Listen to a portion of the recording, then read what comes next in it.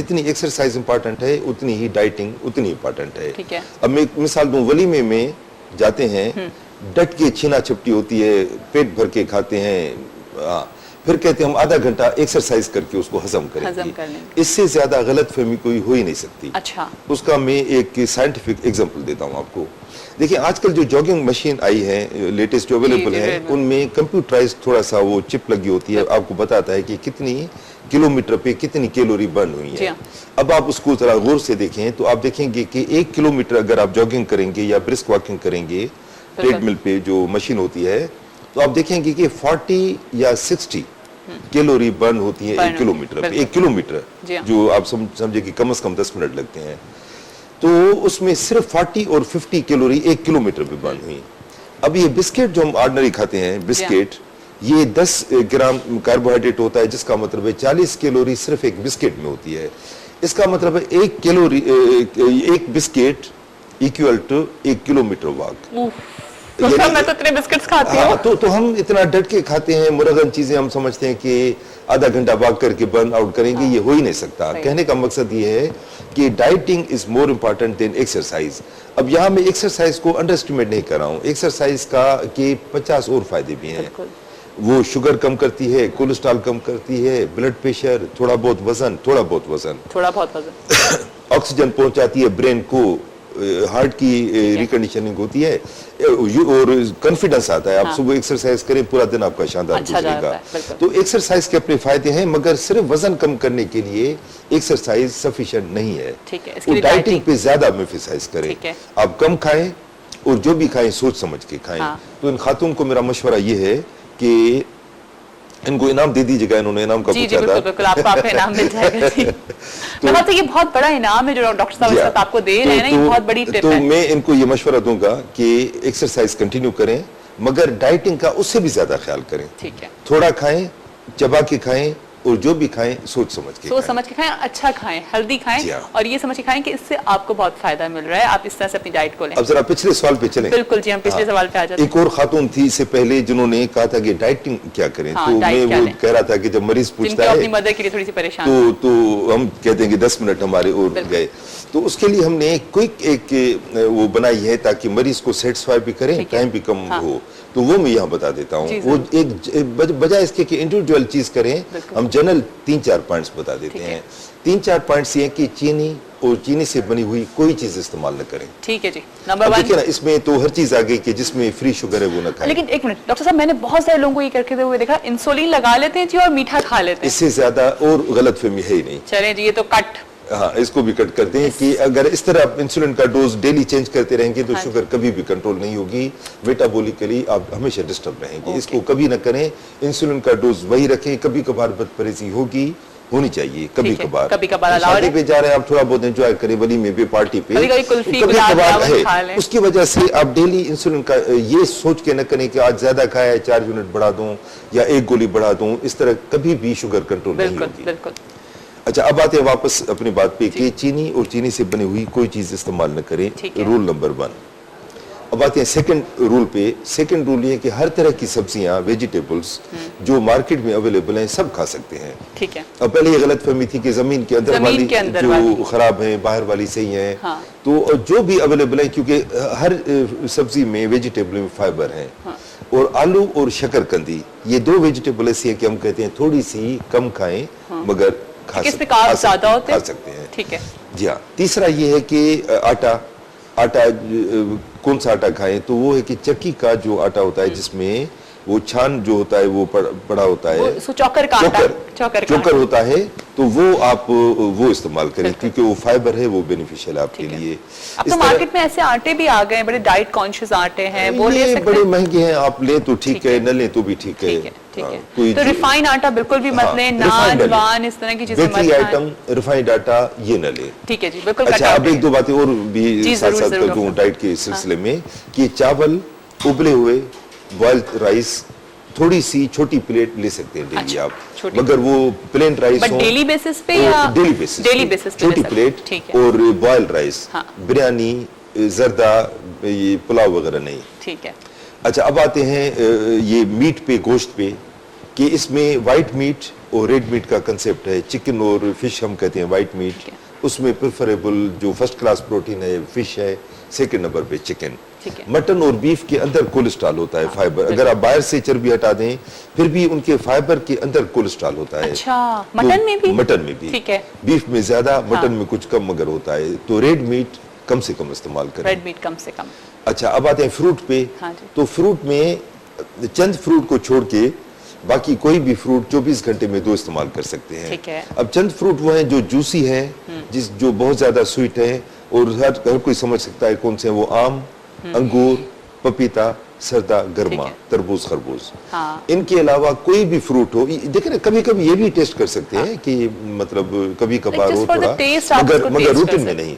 इसके अलावा जो भी फ्रूट हैं, मतलब सेब है, अमरूद है, नाशपाती, आड़ू, बहुत सारे फ्रूट और भी रह जाते हैं, सिट्रस फ्रूट सारे, ग्रेप फ्रूट, ये जो मौसमी टाइप फ्रूट बहुत इफेक्टिव है।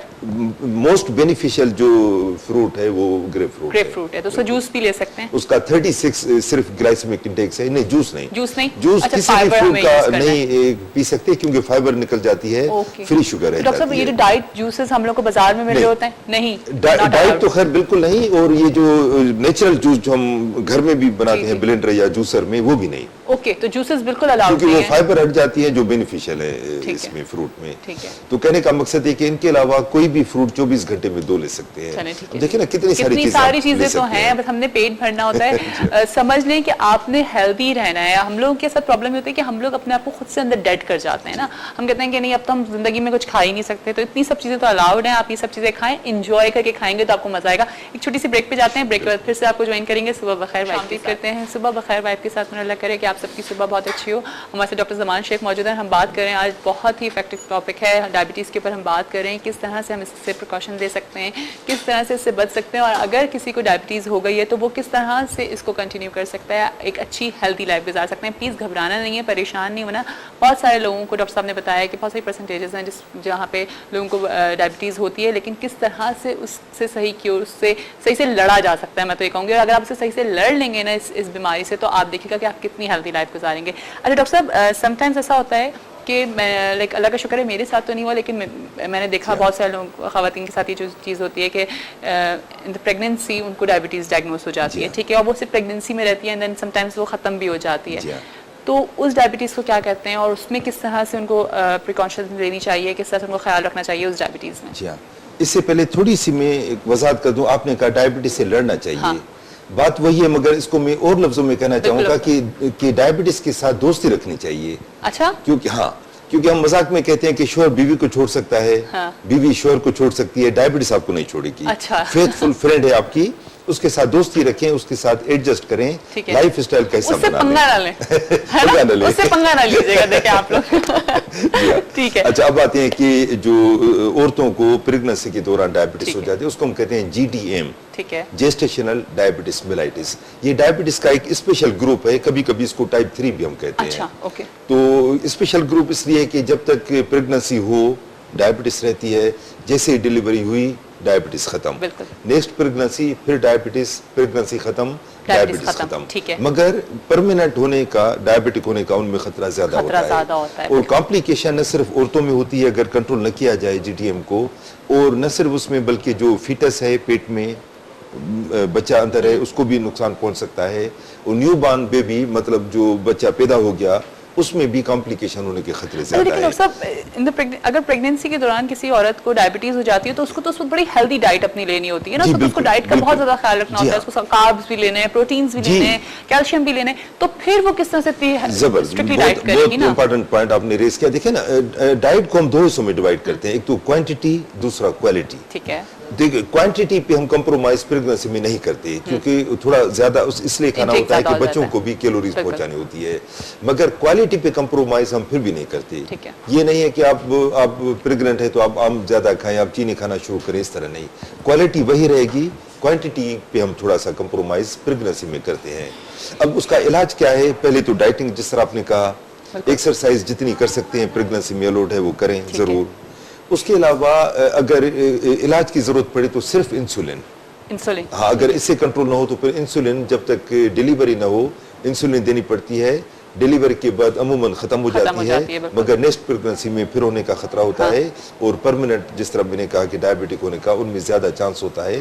तो फ्रीक्वेंट इंटरवल पे डिलीवरी के बाद भी उनको शुगर चेक कराती रहनी चाहिए। ठीक है, शुगर उनको चेक करवानी चाहिए। इसीलिए कहते हैं कि स्पेशली खवातीन के लिए कहा जाता है कि अपने सारे जो टेस्ट होते हैं वो हर 3 महीने बाद जरूर करवा लिया करें। और शुगर मेटिकुलसली सख्ती से कंट्रोल करनी चाहिए प्रेगनेंसी के दौरान, ठीक है, अगर डायबिटिक पेशेंट है तो। ठीक है, तो जरूर कोशिश। अच्छा, मैं टाइम बिल्कुल हमारा खत्म हो गया है। मैं जाते जाते चाहूंगी कि आपको एक अच्छी सी हेल्दी टिप दे जाएं फॉर डायबिटिक पेशेंट कि उनका आज का दिन भी अच्छा गुजरे और आगे का दिन भी अच्छा गुजरे। लेकिन अब डॉक्टर ज़मान शेख हमारे साथ ही हुआ करेंगे, इंशाल्लाह हम नेक्स्ट वीक भी इनको इन्वाइट करेंगे अपने शो पे और मजीद आगे इस टॉपिक पे बात करेंगे। जी डॉक्टर। देखिए, टिप बड़ी सिंपल है, प्रैक्टिकल है। अच्छा, लोग कहते हैं कि मैं एक्सरसाइज करता हूँ, ठीक है, कुछ कहते हैं मैं दवाएं खाता रहता हूँ, ठीक है।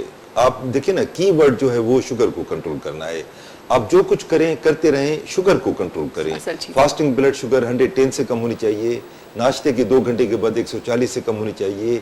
HbA1c 3 महीने का जो एवरेज टेस्ट है ग्लाइकोसाइलेटेड हीमोग्लोबिन 6.5% से कम होना चाहिए, तो कॉम्प्लिकेशन नहीं होगी। अच्छा, लेकिन दिन में कितनी दफा हमें अपनी शुगर चेक करनी चाहिए? ये डिपेंड करता है। अगर आपकी जब भी करते हैं तो कंट्रोल में है तो आप हफ्ते में 1 दफा करें, अगर आपकी आउट ऑफ कंट्रोल है तो दिन में 2 दफा करें, 3 दफा करें। ये डिपेंड करता है कि आपकी शुगर कितनी आउट ऑफ कंट्रोल है। बस अलर्ट रहें अपने लिए। जी हाँ, शुगर को, जो कीवर्ड है, शुगर को कंट्रोल रखें किसी भी तरीके से शुगर से पंगा ना लें। Thank you so much doctor साहब कि आप मेरे शो पे आए। वाकई ये एक ऐसा टॉपिक है जो मसला है भी और मसला नहीं भी है, ये हमारे ऊपर डिपेंड करता है। Thank you so much. और आप लोगों को भी बहुत बहुत शुक्रिया कि आप लोग शोज को पसंद कर रहे हैं। मुझे बहुत अच्छा लगता है जब आप लोग अप्रिशिएट करते हैं मेरे शो को। लेकिन मैं साथ साथ आप लोगों को हमेशा ये बात बोलती हूँ कि मुझे सजेशंस भी दें, मुझे बताएं कि मैं और किस तरह से अपने शो को अच्छा करूँ।